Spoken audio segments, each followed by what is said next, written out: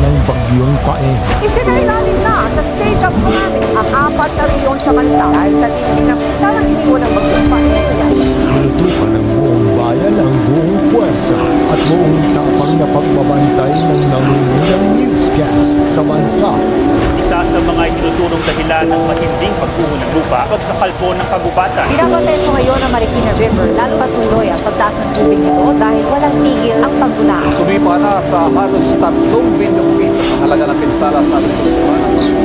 Nalalbol na ang naitala ng Philippine Atmospheric Physical and Astronomical Services Administration dito sa binabantayan nating severe tropical storm Paeng. Ang una nga na paglandfall nito ay doon sa parte ng Catanduanes ating gabi at sinundan ng landfall dyan sa Camarines Sur at ikatlo sa mga probinsya ng Quezon at ngayon ay dyan naman sa bahagi ng Marinduque. Naasahan na magkakaroon pa uli ito ng pagtama sa lupa at bago mag-exit dito sa may parte ng Sambales area at inaasahan yan na makaka-apekto pa rin ito ng parte ng ating bansa lalo na dito sa may bahagi ng Metro Manila na ngayon unti-unti na ito nararamdaman. Pinapakita natin sa pamamagitan ng ating data mula sa mga eksperto ay mapapansin na halos buong bansa pa rin ang saklaw ng makapal na maulapan na dala ng severe tropical storm Paeng at ngayon ay inaasahan na magpapatuloy yung mga pag-ulan, siyempre yung mga pagbaha na resulta ng naturang mga pag-ulan. At sa data nga ng Pag-asa, lumalabas mga kabombo, mga Pastar Nation na ang sentro ng bagyong Paeng ay namataan dyan sa Disinidad ng Umpog, Marinduque tapos ng kanyang landfall nitong nakalipas na mga oras.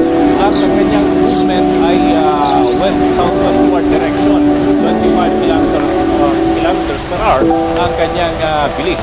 At ang taglay na lakas ng hangin nito, 95 kilometers per hour. Ang kalakasan na ito kumpara doon sa naitala kahapon. At yung kanyang gustiness, yung pagkusong hangin, aabot naman ng 130 kilometers per hour. At dito makakita mataas na ang mga babala ng bagyo bilang 3, 2 at 1 sa iba't ibang parte ng ating bansa. Unahin natin yung may pinakamalakas na tropical cyclone wind signals. At ito, yung signal number 3, nakataas yan sa area ng Marinduque kung saan naglalabas ulit ang naturang bagyo. Ganun din sa northern ng Central Coast, Caloocan ng Quezon, kabilang na ang Tulillo Island, Laguna, Batangas, Cavite, dito sa Metro Manila, pati na sa lalawigan ng Rizal, Bataan, southern portion ng Zambales ay nasa ilalim din ng signal number 3. Samantala, ang kalugar naman na nasa ilalim ng signal number 2 ay dito sa Luzon natin yung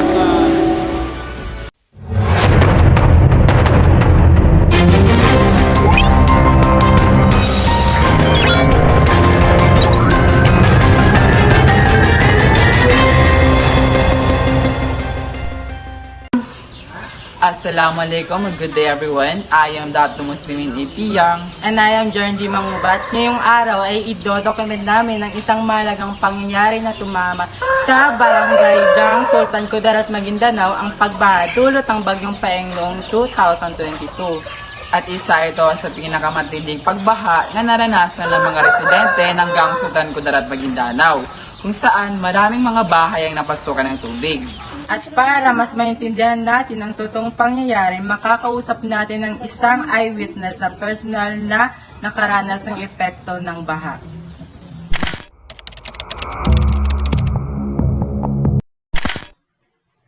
Ma'am Sophia, para po sa aming video documentation, maaari po ba kayo magpakilala at ano na po ang inyong edad?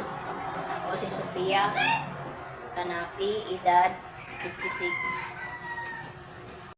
Ma'am, bago po tumaas ang tubig, ano po ang normal na sitwasyon sa paligid nyo? Nararamdaman nyo po ba na may paparating na panganib? May warning po ba kayong natanggap? Meron na po, nag-abiso na po sa amin na kailangan mag-ingat, maging ready kasi tataas na yung tubig. Narescue po ba kayo o kayo mismo po ang kusang lumikas? Pwede niyo po ba ikwento kung paano kayo nakaalis kahit mataas na po yung tubig? Sino po yung inuna nyong iligtas? May bata po ba o matanda kayong kasama during evacuation?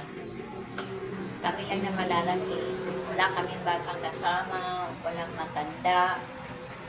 alhamdulillah nakalabas kami na maayos sa bahay at tinulungan kami palabas. Kita niyong mabilis tumaas yung tubig sa bahay niyo. Ano po yung nararamdaman niyo sa moment na yun? Takot po ba? Pag-alala? Pwede niyo po bang i-describe emotionally kung gaano kabigat yung sitwasyon? Takot, nag-alala. Paano kung bigla na matangi na kami ng tubig, ng baha? Pagbalik niyo po ba after bumaba ang tubig, ano po yung mga unang nakita niyong sira? Malaki po ba ang dami sa inyong bahay or gamit? May mga importante gamit po ba kayo na hindi na talaga nasagip? Marami. Katulad ng kalan, yung gasol namin natangay na ng tubig, puro putik, wala na kami maigangan, nadami na pati mga ulan namin. Kaya back to zero na naman, linis, wala na pati mga plato namin wala na, pati kaldero. Kamusta naman po ang tulong ng barangay at LGU? May nag-abot po ba ng assistance or immediate help pagkatapos ng baha?